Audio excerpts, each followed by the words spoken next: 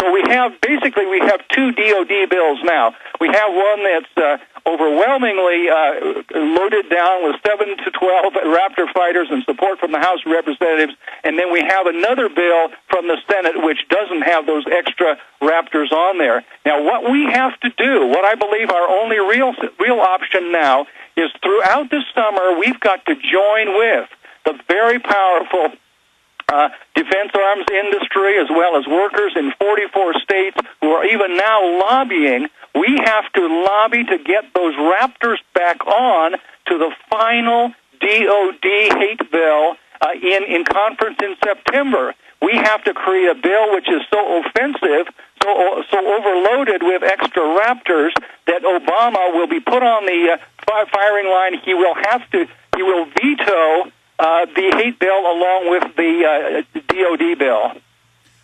Ted Pike, I know it's important to defeat this. It's critical, but Obama is such a liar that he hardly ever does what he says he's going to do. In fact, he really never does. So if he says he'll veto it, if the Raptors are on it, doesn't that mean he'll probably sign it with even more glee than if the Raptors are there? This is a big standoff. This is the first veto challenge he has given to his Democratic Senate.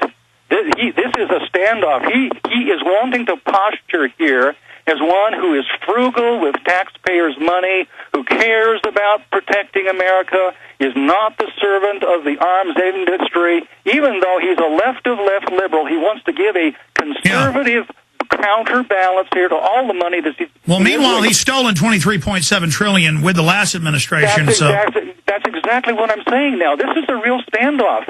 And rather than saying, "Oh, Obama will just go with the hate bill because his heart is with the hate bill," he knows this hate bill is a lot of trash. He doesn't have any real loyalty. He's promoting it on instruction from unseen powers behind the scenes.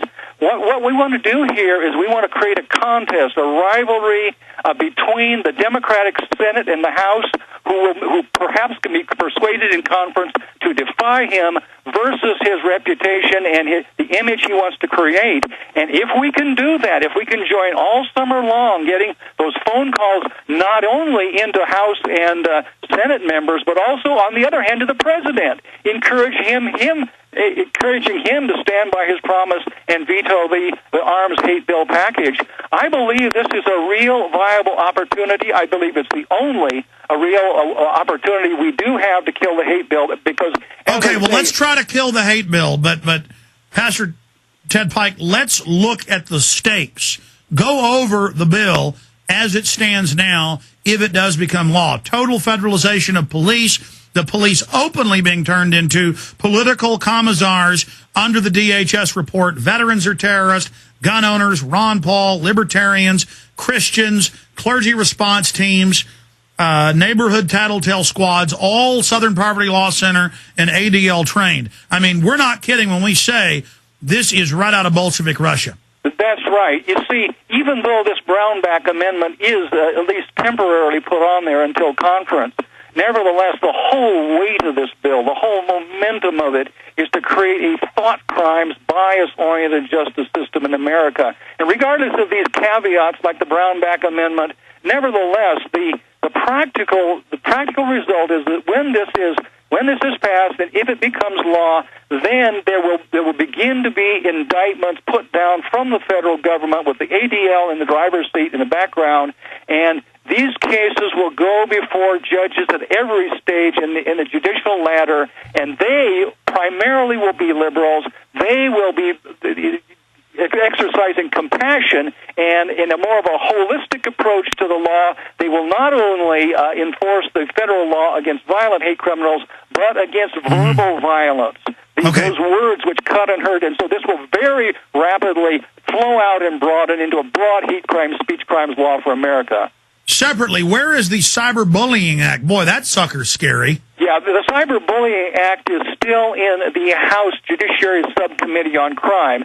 The Democrats have been really overloaded trying to get the hate bill through, but you can be sure that next September, October, that will be coming through. And by the way, you don't even have to hurt somebody's feelings on the Internet to be indictable under HR 1966, the Cyberbullying Act. You have to only intend to. You see what thought crimes law this is. You only have to intend. No, I know. I mean, we've read the passages here on air. It's hard to believe it, but it's the actual bill. I mean, this is more draconian than the hate speech laws in Europe. And folks, if you don't think the cops won't come and arrest you and the judges won't throw you in jail, they can't wait to do it. I mean, look at these DHS reports. Yeah, and you see, that's why it's so important to whack the liberals on the snout here and stop the big federal hate bill, because if the federal hate bill goes through, there will be a breaking of the dam, a deluge of more and more of this ADL legislation coming through. Well, most of his agenda is failing. He did get his stimulus package, his payoff to his crony package, that big pork barrel, and they have gotten their hate bill, at least so far, but on the greenhouse gas stuff, that's dead in the Senate, at least for now. On the Second Amendment stuff, he has bills to basically end the Second Amendment, allow the Attorney General to ban anything with just the stroke of a pen. So a lot of his agenda is stalling, and his approval rating is dropping. But it is interesting that the first thing they wanted to do was get this hate bill. That was the first thing, was to kill free speech in America. And Senator Jay Rockefeller's running around saying we'd be better off without the internet, and he wants to restrict free speech. So these guys have really shown themselves to be pure anti-American trash. And Pastor Ted Pike, Reverend Ted Pike, we just only want to commend you for your tireless work against this, and we can only pray and that we're able to defeat this. Fire out the website where people can see the strategy to defend the First Amendment. Well, thank you. Come to truthtellers.org, where I have an article there on this. Truthtellers.org.